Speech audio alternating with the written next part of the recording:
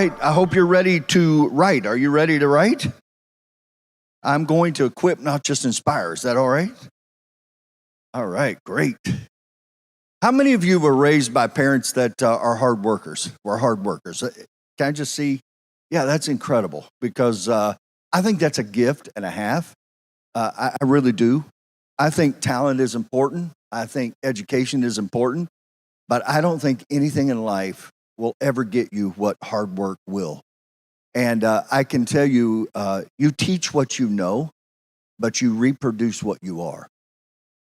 And so example is everything. So let's talk for a second about work. I think as I was growing up, I realized I wasn't the most talented kid in school. I realized I wasn't the smartest kid in school. Maybe you were. But I knew nobody could outwork me. And I had dyslexia, which I found out later in life I had dyslexia after we had our son tested for teaching. And a psychologist came in and sat down and said, well, your son has a gift, and it's called dyslexia. And she explained it, and I went, oh, my gosh. That explains to me why my whole life, if somebody would put a talk together, most of them can do it in 3 or 4 hours, and it would take me 15 or 16. And I just thought I was slow. And then I realized the gift of dyslexia, if you ever read about dyslexics, most of them are highly, highly, highly successful because they choose to push past whatever it is that's trying to hold them back. So I want to equip you as a leader that's leading other people. Can I do that? And I want to talk to you about work if we have time, and I want to honor the time that we have here. I'm getting ready to do a 4-part series on this, and I'm a pastor, so some of this is going to come from a spiritual standpoint, because I think when we understand that God really cares about work and work ethic, I think it changes how we work and why we work. I think when I understand deep in my soul that it's much more than just buying things and having money, but that it really does honor God. And so I'm only going to give you one scripture here, but I want you to write this down, Proverbs 13:4. By the way, the richest, wisest king that ever lived was King Solomon. And he wrote this, Proverbs 13:4, lazy people want much, but get little. But those who work hard will prosper and be satisfied. Those who work hard will prosper and be satisfied. One of the things I love about the leaders in this room, and I know you and some of you are so new, but can I tell you, you are starting to understand that you can work hard and still be broke. So learning how to work and learning what to work on is just as important as working hard. My father was a very hard worker, but my father never financially really rose above what he could. His skills, his talents, and his abilities. The other thing I noticed about my father was, and I love my dad, so don't think I'm putting down my father. My father had a 4th grade education. He was a kid of the streets. He lived on the streets from 12 to 19. And he had some mentors in his life. But as my father aged, I noticed, Paul, he didn't have a lot of friends. And those who walk with the wise become wise. And those who hang out with the fools are no one. You don't ever have a chance to sharpen your axe. As stone sharpens stone, people sharpen people. That's why walking with you, especially those of you that are deciding deep in your heart that you're going to sharpen your axe and you're going to get better, you're going to start to understand the things that Jeff talks about. You're going to understand the things that Andy presents to you. I want to tell you, it's just a different world, working smart. Every day I get up in my life and I ask myself this one simple question. Goad, what are you doing today that is getting in the way that all you could be? What is it that you don't know that you need to know? What is it, this is big, what is it that you know with such certainty right now that's keeping you from knowing what you need to know? Work is an amazing, amazing privilege. It's not punishment. Work is not a burden. It's actually a blessing. I can take you around young people, children, who their mom and dads have begun to build a work ethic in them, and I can take you around kids that have only been taught how to play, and you cannot believe the difference in the character inside of that child. I would venture to say that all of you in this room, because the very fact that you're here, you probably have other siblings that don't work like you work and don't understand why you work like you work. Work is an amazing thing. It builds character, it builds heart, it builds desire. I encourage you to write these words down, because the next time, by the way, I'm a lover of people. But most people think love is just acceptance and singing kumbaya with people and just holding them when they hurt. No, love is actually correcting. It's actually a shepherd grabbing a sheep and saying, here, let me get you on the right road. Let me get you thinking right thoughts. How many of you know that thinking is some of the hardest work you will ever do in your life? Hitler said, great for us leaders, people do not think. It's why people do not really work as well as they could work, because they don't take time to understand how powerful work really is. Work will give you energy. Work will give you focus. Work will give you dreams. Work will give you strength. Work will give you stamina. Work will give you joy. You're probably going to have to go back and get this. I'm telling you, work, when you go to work, it is amazing what it does in you that studying will never do. Have you ever got around somebody, they're always preparing?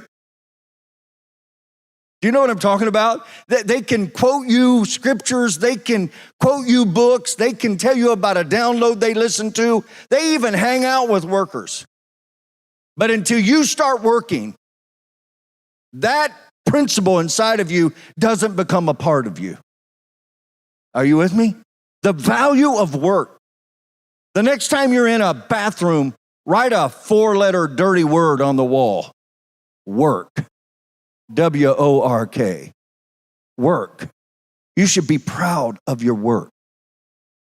The work of your hand. It gives you pride.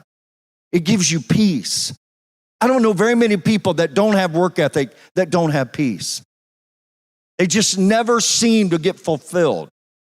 I coach a lot of leaders. I work with a lot of leaders. And can I tell you, I am amazed at how many of them don't have peace because they're not working at the level that they could work or should work. And because of that, they have no return on their work. Work. A lot of people work, but they don't work with clarity. They don't work with purpose.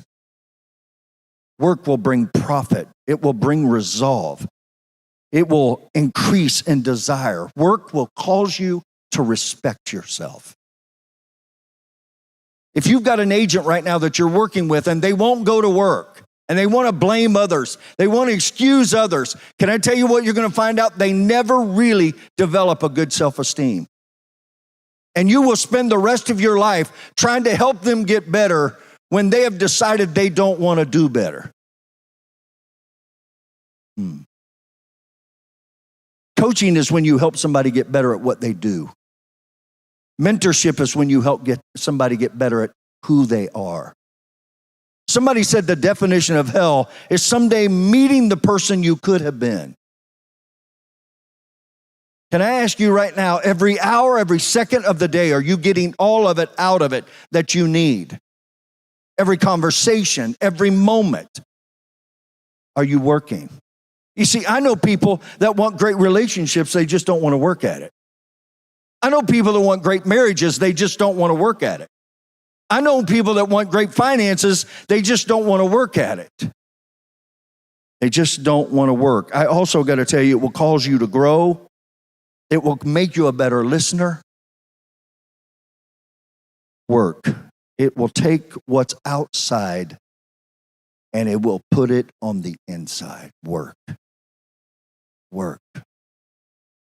Work. I wanted a lot of things for my kids.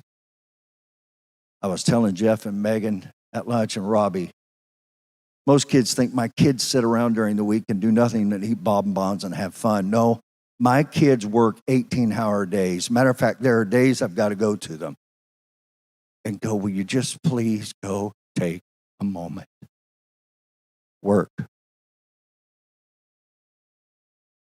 Can I ask you a question? My name's Tim. Are you expecting other people to do what you're not willing to do? Do you want to bring people on your team to do what you have not yet decided you should do? If I could get personal for a second, nothing breaks my heart more than standing in front of a person with all the potential in all the world who's wasting their life because they try to work around work. You ever been there? The longest distance between 2 points is a shortcut. Here's the problem with shortcuts. Are you ready? Here's the problem with shortcuts. Anytime I take a shortcut, I don't develop the stamina and the heart and the character to develop what I need to stand in the new moment of my life. Can I get a witness in here? Anybody besides me ever been in a room that I was not yet prepared to breathe the air that was in that room? Anybody besides me ever stand in a moment of time where you had your moment and you were going to take that moment and all of a sudden you realized, I am not prepared. I have nightmares about it. I wake up in the middle of the night, Kyle, sometimes, and I see myself in front of a crowd and I didn't prepare. You ever get in front of a client and you weren't prepared? You ever get in front of a situation and you weren't prepared? That's why you need a mentor. That's why you need a friend. That's why Paul said to Timothy, you've got a lot of instructors. You've got a lot of people yelling at you, but you don't have a daddy. A daddy that will grab you and say, son, come here, I love you. One of the greatest hurts in all the world is when a father-son relationship, a father-daughter gets severed. Because generations break down. Everything I do, Andy Reddy, everything I do, I'm asking, can I affect 3 generations with this? If I can't infect 3 generations, I very rarely anymore will put my mind and my heart and soul to it.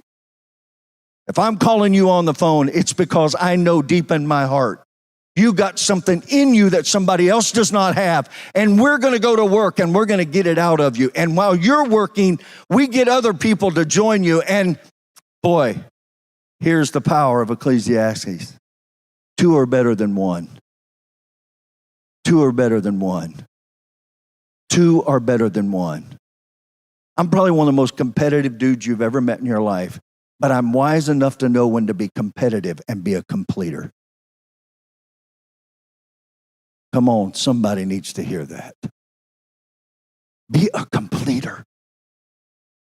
Sometimes we compete, but we don't complete. And so we have organizations walking around that they don't know who they are, and they don't have any identity. They don't know their value. They're lonely. And I will tell you, 2 of the greatest diseases in all the world are loneliness and guilt. And I know so many high-performing people, you deal with guilt at a level that people that don't perform high never understand. Because you just had your greatest week, and now you're going, now I got to dial this week and hope I have another week that great. And I want to tell you, be competitive. Watch out comparing yourselves with one another. It's not wise. The greatest way in life to make something valuable, worth nothing, is to compare it. You ever see a parent compare their children? Don't compare them. I love Andy Albright. I love his heart. I love his vision. Is he perfect? No, none of us are. But man, he gave me the chance to sit with a Andy Riddle at my house at 2 a.m. when he was sucking wind. And I will always admire you, as I watched you take a moment when most people would have bent over and stopped, and you stood up. It gave me a chance to find a man in a garage drinking his life away and believe in him. It gave me a chance to be around a Terry and Tia and love them and see the destiny on their lives. Gave me a chance to get around a Cal Cater. He gave me a chance to get around a Mike Leventovich and look at his daughter here. Oh my God, it touches my heart to see you here. I've always hoped in my life that my kids would want to do what I've done. I've never put any pressure on them. I know you haven't either, Mike. But boy, when they choose to stand with you, well done. Man, it gives me a chance to see a Sydney, man, that I love and somewhat feel like they're our daughter. A Justin, who is just, dude, you are a stud. A Paul Manichino. I can go around this room. And Brandon, here you are, Bo. I'm going to tell you something. I'm making a commitment in front of the whole world right now. You will not stand alone. Because I know the pressure. I see the pressure in my own son's eyes. Man, to be able to talk to a Stephen Davies and hear his heart and his passion and to see his talent and his gifts and realize he's just begun. Work. The privilege of work. Also got to warn you. Can I warn you? Here's my Surgeon General's warning. Are you ready? Anytime you're a hard worker, it also builds. It can build distance. Because as soon as you start performing at another level, people, they want to build distance.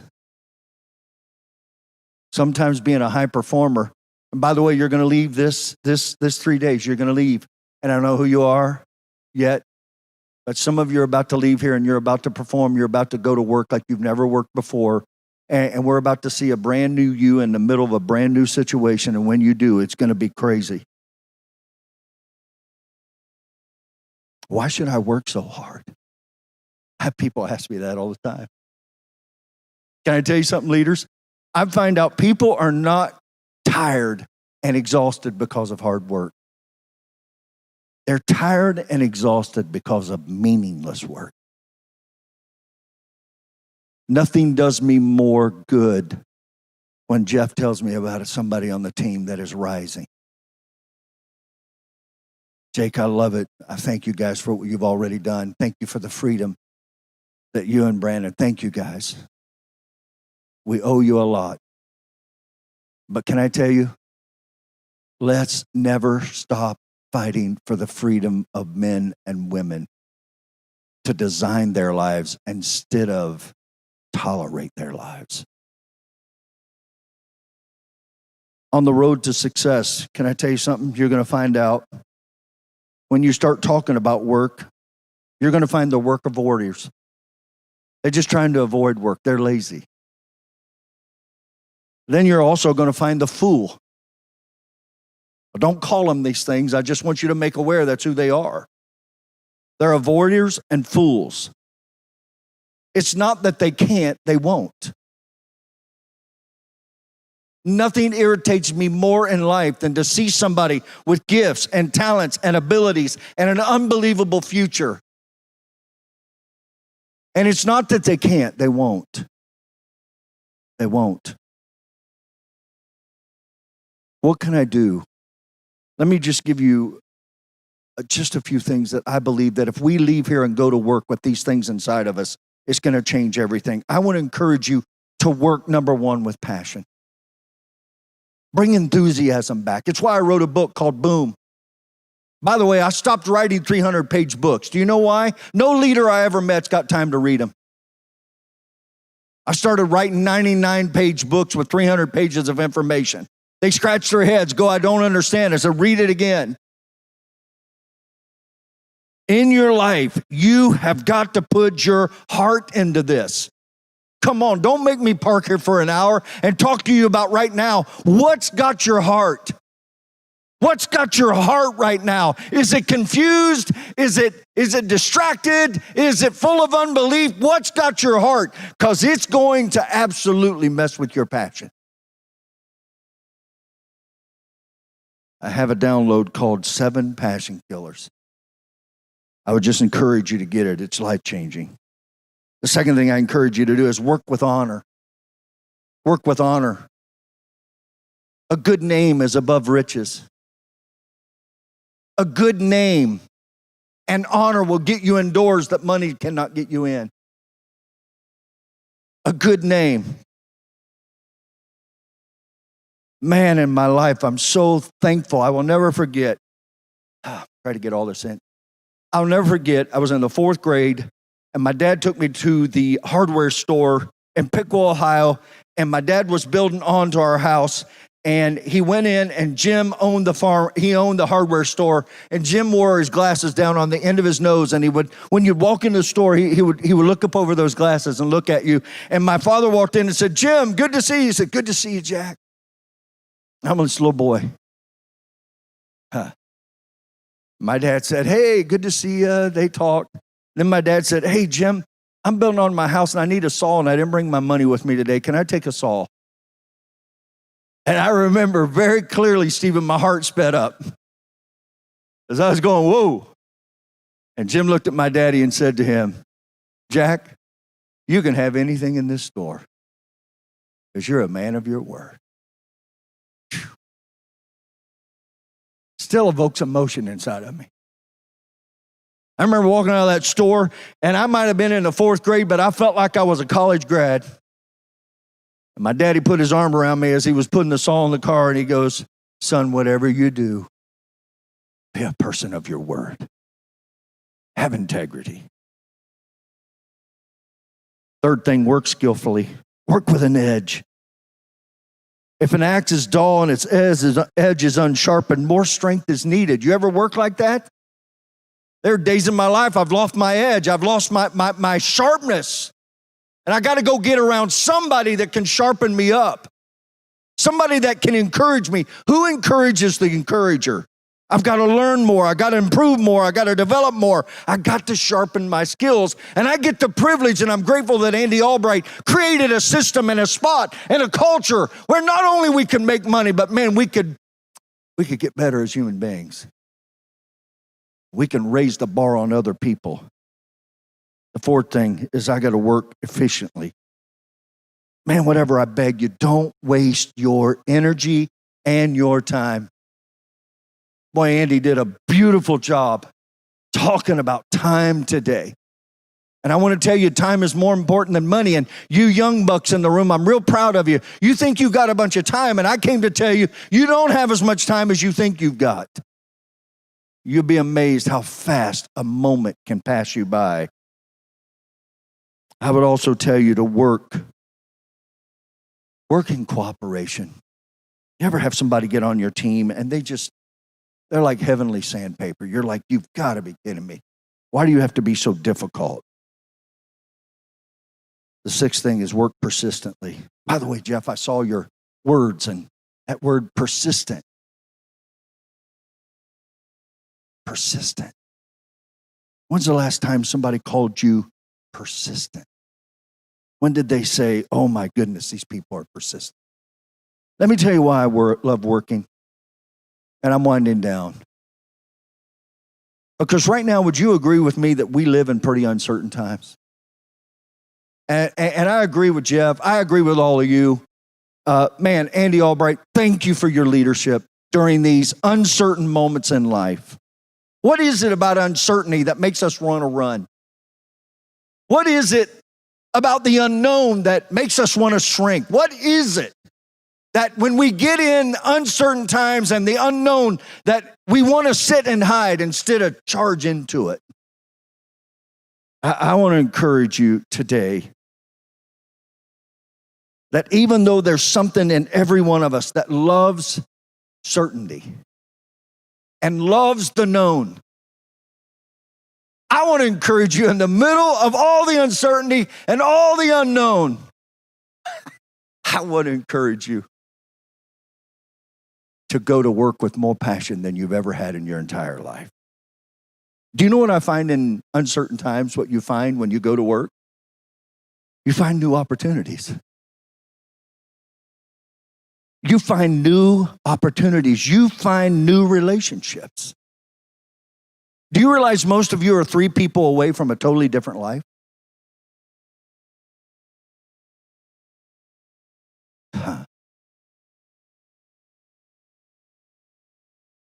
Uncertain times brings positive change in your life. It brings new ideas. It brings new personal growth. It causes me to change and grow and develop. So as a leader, in these last 4 minutes, I want to challenge you and inspire you right now. When you get in middle of uncertain times, you've got to do these 3 things. I promise you. Number 1, you've got to have clarity in your vision. What are we trying to do? 20, 30, 40, 50? What is the clarity that you're trying to get accomplished? What is your vision? Don't ever forget it. I've seen it over and over. I've helped 43 people go from nothing to flying around the world on a private jet. I know because what I'm telling you is not a theory. Remember this, a person with an experience is never at the mercy of a person with a theory. The people that know why, the people that know what always work for them. Write it down. Awareness is knowing what. Self-awareness is knowing why.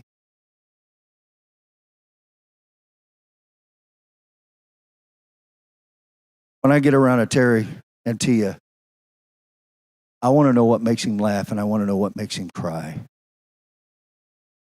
When I get around a Paul Roberts, I want to figure it out. When I get around you, Brandon, I want to know what's in there that's going to make you run instead of sit. What's going to make you decide that you're going to stand up and the greatness that was created in you is going to come out. There's not one person that you know right now on your team that cannot do 10, 20, 30, 40, 50. Do you know what has to be removed? The lie. The lie. The second thing is there has to be flexibility in the mission. You've watched Andy do this. He's clarified the vision. He's made it flexible. This is how we're going to do it. Telesales, whatever we got to do. We're going to, whatever the world throws at us, we're going to throw something back. So while the vision remains, we're going to have flexibility in how we do it, the mission. The third, which is probably the most critical of all, is transparency of communication. Transparency and communication. What do you mean, Tim? I think Jeff said it earlier. I love to know the cost before I get started. Did you not say that? I don't think we can tell people this is going to be easy. I think we can probably tell people, hey, this is probably going to be the toughest thing you've ever done, but here's what I know. You're not alone. You're not alone. It's amazing what you can get through when you know you are not alone. Your greatest days are ahead of you. I want to encourage you. Go work like you want it.